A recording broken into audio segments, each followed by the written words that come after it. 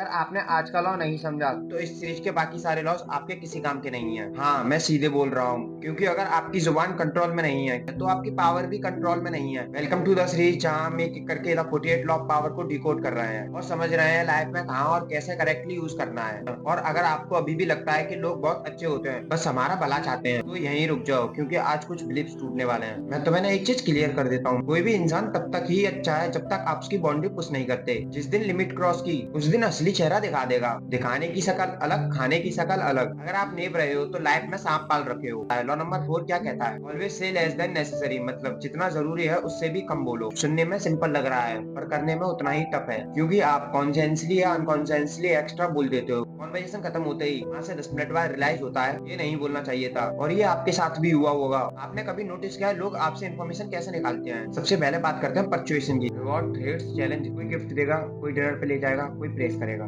सिर्फ इसलिए क्योंकि उन्हें आपसे कुछ चाहिए। काम नहीं बना तो डराएंगे, फेयर वैली मैनिपुलेट करेंगे, और अगर वो भी फेल हुआ तो इमोशनली गेम शुरू। हर इंसान का कोई ब्रेकिंग पॉइंट होता है। आपकी कोई पास्ट के बाद कोई इनसिक्योरिटी, कोई ट्रामा गलत हाथों में गया तो वो वेपन बन जाता है। इसलिए पर्सनल चीजें पर्सनल रखो, क्योंकि दुनिया थेरेपिस्ट नहीं है। दूसरा है कंडीशनल मैनिपुलेशन। 3 तरीके। बैटरी, आपको ऊपर चढ़ाएंगे जब तक काम निकल रहा है। दूसरा intimacy, fake close scenes create करेंगे। सिंपैथी, क्रोकोडाइल टीयर्स, और मेजोरिटी लोग यहीं फंसते हैं। आप सोचते हो बेचारा हेल्प कर देता हूँ, एक बार ट्रैप में आए तो फ्रीक्वेंसी बढ़ाएंगे, इंटेंसिटी बढ़ाएंगे, और फिर एक दिन सीक्रेट्स बाहर आ चुके होंगे। Misuse of authority, age, position, money, power. Authority कोई फॉर्म्स में आती है। कुछ लोग अपनी पोजीशन का यूज करके आपको प्रेशर में लाते हैं। छोटे आदमी की ड्रीम्स की कोई वैल्यू नहीं होती। ये हार्श है पर रियल है। Conflict creation, divide and rule. दो लोगों के बीच झगड़ा लगाओ, एक ना एक आके सब बता देगा। Simple strategy, effective strategy. Manipulative लोग हमेशा विलन जैसे नहीं दिखते, कई बार वो खुद अनवेयर होते हैं, इसीलिए उन्हें चेंज करने की कोशिश मत करो। डिफेंस सीखो। लॉ नंबर 4 के core principles. Principle number 1, silence power है। तब आप चुप रहते हो तो सामने वाला अनकंफर्टेबल फील करने लगता है। कॉन्वर्जेशन में साइलेंस आए तो कोई ना कोई फील करेगा। अगर सामने वाला इंफॉर्मेशन निकालना चाहता है तो वो कुछ ज्यादा बोलेगा, बट ऐसी सिचुएशन में तुम्हें क्या करना है? 2 लाइन बोलकर रुक जाओ, उसका गेम उस पर ही पलट जाएगा। प्रिंसिपल नंबर 2, कम बोलो, ज्यादा इंपॉर्टेंट लोगे। जितना कम बोलते हो उतनी वर्ड्स की वैल्यू बढ़ती है। हर वक्त बोलने वाला इंटरेस्टिंग नहीं होता, वो प्रेडिक्टेबल होता है। कंट्रोल्ड बंदा रेयर होता है, और रेयर चीज की वैल्यू होती है। प्रिंसिपल नंबर 3, ज्यादा बोलना हाई रिस्क। जितना ज्यादा बोलते हो उतना रिस्क बढ़ता है। नोट्स क्या, जब कोई लेवल ट्रेवल में होता है तो कहते हैं नो कमेंट, क्योंकि वर्ड्स वेस्ट हो सकते हैं। अगर ऑलरेडी प्रॉब्लम में हो तो एक्स्ट्रा वर्ड्स फ्यूल डालते हैं। प्रिसाइज बोलो, ओवर शेयर मत करो। ड्रॉबैक्स भी हैं, लोग आपसे सस्पिशियस रहेंगे क्योंकि आप सब नहीं बोलते। Deal with it.